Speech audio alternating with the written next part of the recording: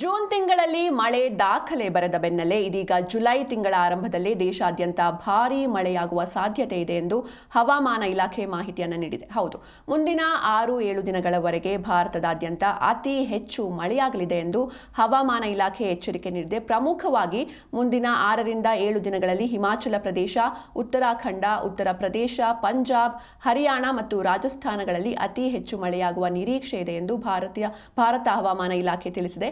ಈ ಅವಧಿಯಲ್ಲಿ ವಾಯವ್ಯ, ಮಧ್ಯ ಮತ್ತು ಪೂರ್ವ ಭಾರತದ ಹಲವು ಭಾಗಗಳಲ್ಲಿ ಮಾನ್ಸೂನ್ ಸಕ್ರಿಯವಾಗಿರುತ್ತೆ. ಮಧ್ಯಪ್ರದೇಶ, ವಿದರ್ಭ, ಛತ್ತೀಸ್ಗಢ, ಬಿಹಾರ್, ಪಶ್ಚಿಮ ಬಂಗಾಳ, ಸಿಕ್ಕಿಂ ಮತ್ತು ಜಾರ್ಖಂಡ್ನಲ್ಲಿಯೂ ಭಾರೀ ಮಳೆಯಾಗುವ ಸಾಧ್ಯತೆ ಇದೆ. ಕೆಲವು ದಿನಗಳಲ್ಲಿ ಮಧ್ಯಪ್ರದೇಶ, ಜಾರ್ಖಂಡ್ ಮತ್ತು ಒಡಿಶಾದಲ್ಲಿ ಭಾರೀ ಮಳೆಯಾಗಬಹುದು.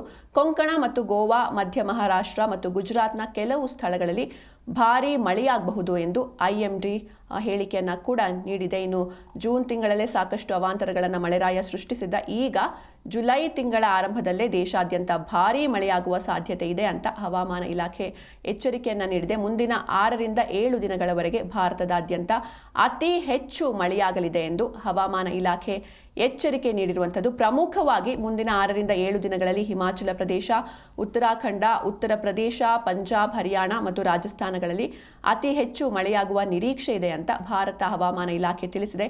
ಈಗಾಗಲೇ ಹಿಮಾಚಲ ಪ್ರದೇಶ ಹಾಗೂ ಉತ್ತರಾಖಂಡದಲ್ಲಿ ಅತಿಯಾದ ಮಳೆ ಹಿನ್ನೆಲೆ ಪ್ರವಾಹ ಸೃಷ್ಟಿಯಾಗಿದೆ. ಸಾಕಷ್ಟು ಜನ ತಮ್ಮ ಜೀವವನ್ನು ಕಳೆದುಕೊಳ್ತಾ ಇದ್ದಾರೆ, ಮನೆಗಳನ್ನು ಕಳೆದುಕೊಳ್ತಾ ಇದ್ದಾರೆ.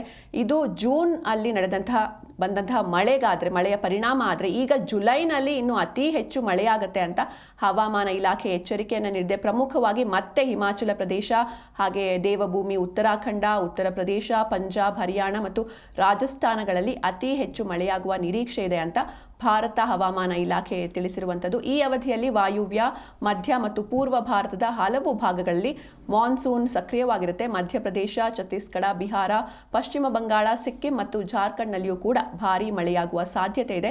ಕೆಲವು ದಿನಗಳಲ್ಲಿ ಮಧ್ಯಪ್ರದೇಶ, ಜಾರ್ಖಂಡ್ ಮತ್ತು ಒಡಿಶಾದಲ್ಲಿ ಭಾರೀ ಮಳೆಯಾಗಬಹುದು.